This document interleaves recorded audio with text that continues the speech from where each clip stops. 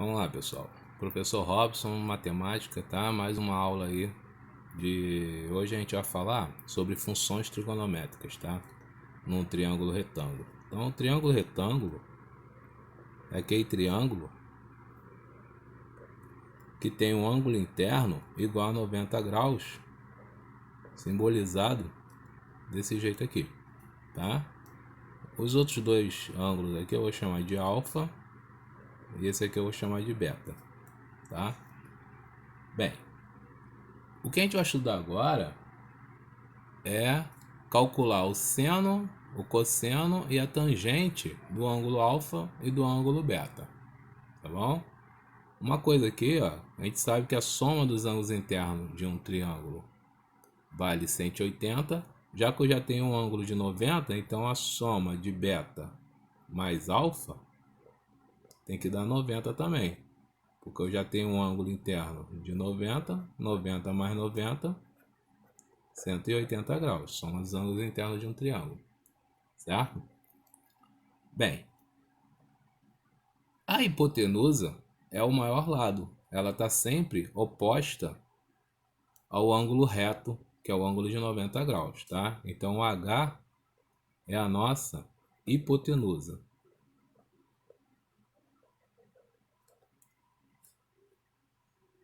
Aqui a gente vai chamar de cateto 1 e aqui a gente vai chamar de cateto 2, tá?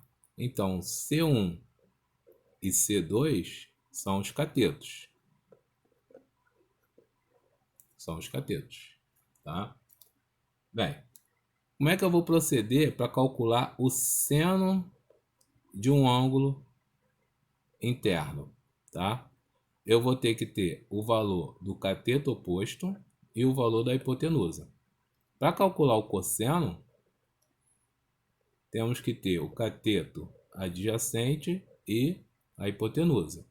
Para calcular a tangente, temos que ter o cateto oposto e dividir pelo cateto adjacente, certo?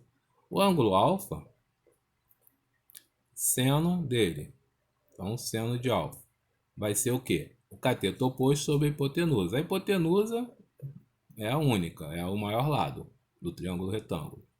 Agora, quem é o cateto oposto ao ângulo alfa? O cateto oposto ao ângulo alfa é o C2, é o cateto C2, tá?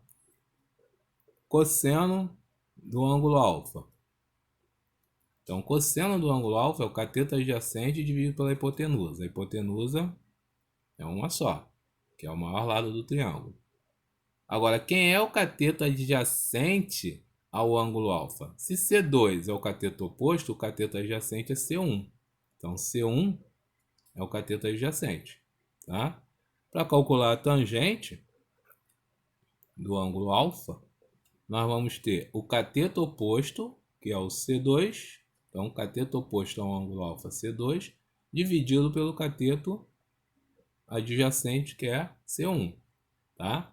Para beta a gente faria a mesma coisa, tomando cuidado com o cateto oposto e o cateto adjacente. Então, vamos ver aqui, cosseno de beta. Como é que ficaria o cosseno de beta? Ó, cosseno do ângulo beta. O que eu tenho no cosseno? Cateto adjacente sobre hipotenusa. Quem é o cateto adjacente ao ângulo beta? O oposto é o C1, o adjacente é o C2. Então aqui eu tenho C2 dividido por H. No seno do ângulo beta vai ser o quê? Seno é cateto oposto sobre hipotenusa. Quem é o cateto oposto a beta? C1. Quem é a hipotenusa? É o nosso H, certo? E a tangente do ângulo beta vai ser o cateto oposto a ele. Quem é o cateto oposto ao ângulo beta? C1. Dividido pelo cateto adjacente, que é C2. Então, ó, fazendo aqui um parâmetro aqui, ó, a gente vê que o seno do ângulo alfa é o cosseno do ângulo beta. E que o cosseno do ângulo alfa é o seno do ângulo beta. Tá? E que a tangente de alfa é o inverso da tangente de beta. Beleza? Então ficou aqui direitinho aqui. Agora, o que a gente vai ver aqui? A gente vai ver o teorema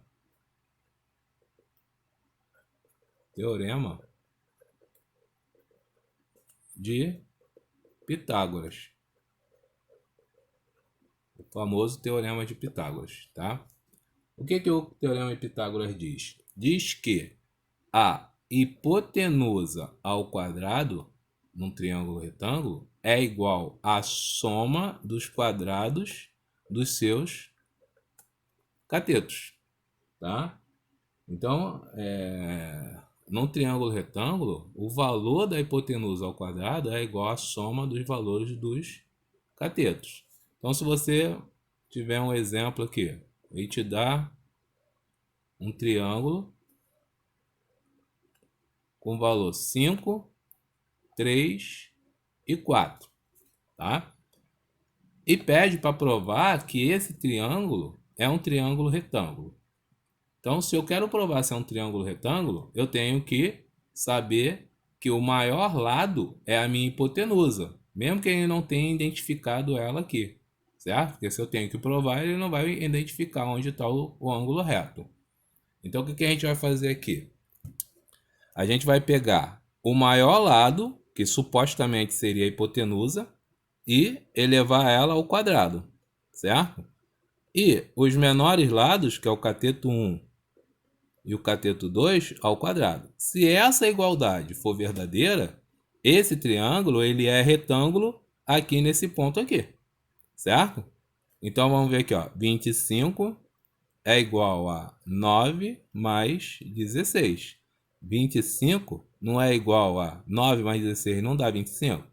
Então está provado que esse cara é retângulo aqui. Por que ele é retângulo nesse ponto? Porque ele está oposto ao maior lado do triângulo, certo? Bem, seguindo aí, vamos resolver agora dois exercícios aqui para vocês, para a gente tirar as dúvidas aí, tá? Então, no exemplo agora, o que vai acontecer? Ele vai te dar um triângulo qualquer. Ele vai te dar um triângulo aqui, vamos supor aqui, ó. Te dá um triângulo desse jeito, tá?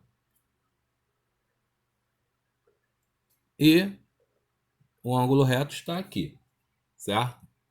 Bem, ele vai te dar um ângulo, vamos botar aqui 40 graus, e ele tem que te dizer quais são os valores de seno de 40, cosseno de 40 e a tangente de 40, tá? Então aqui nós vamos botar que o seno de 40 ele é 0,64, tá?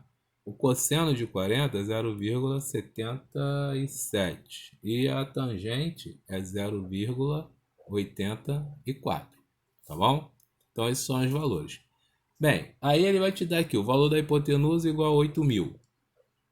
Então 8.000, tá? E ele quer saber esse lado aqui que a gente vai chamar de x, certo?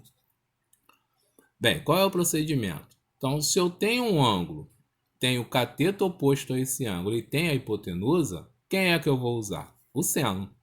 Porque seno de um ângulo é cateto oposto dividido pela hipotenusa, certo? Então, nós temos que seno do ângulo 40 graus vai ser cateto oposto a ele. Quem é o cateto oposto a ele? É o x. E quem é a hipotenusa dele? 8.000. Certo? Então, nós temos que o valor do seno é 0,64. Isso é igual a x sobre 8.000. Tá? Então, qual é o procedimento aqui? Multiplicação cruzada. Então, nós temos que x é igual a 8.000 vezes 0,64. Então, fazendo a continha aí no seu caderno, você vai achar o valor de 5.120. Tá? Então, esse é o valor do x. Tá?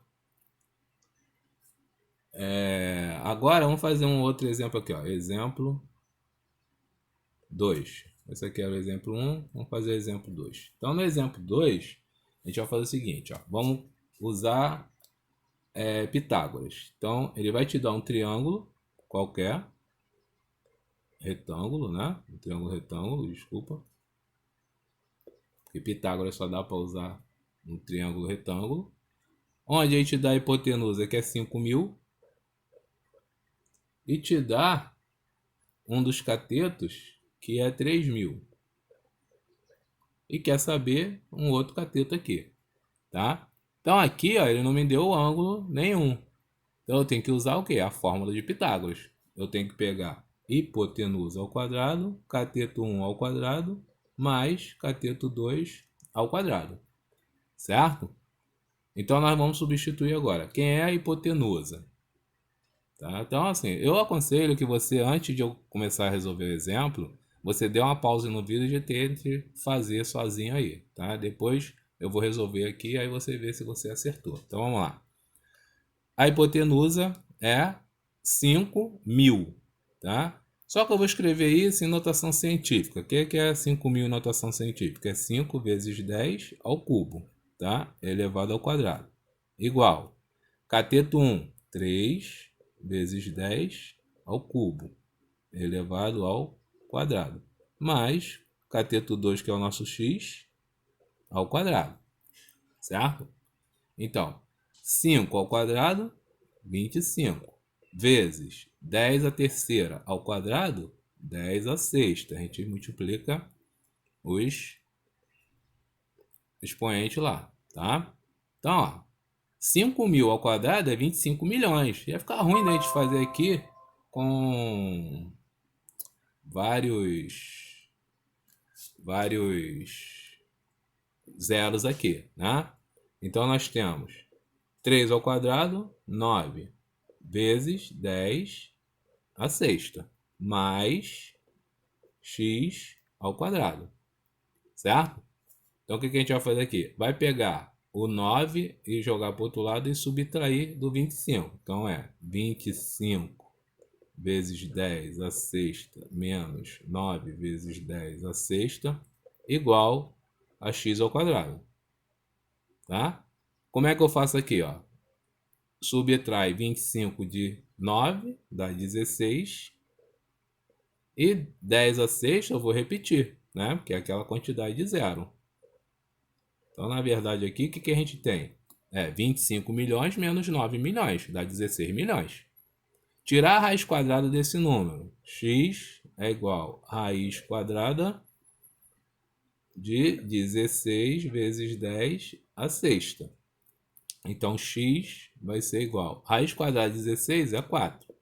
Raiz quadrada de 10 a sexta, quando você eleva o quadrado, você multiplica aqui. Quando você tira a raiz, você divide. 6 dividido pelo 2 aqui, tá? Que é o índice aqui da raiz aqui. Então, é 10 a terceira. Então, esse é o nosso valor do x, 4.000, tá? Então, espero aí que tenha ficado bem entendido a matéria. Até uma próxima aula aí, tá? Qualquer dúvida, é só postar aí que a gente tira essas dúvidas.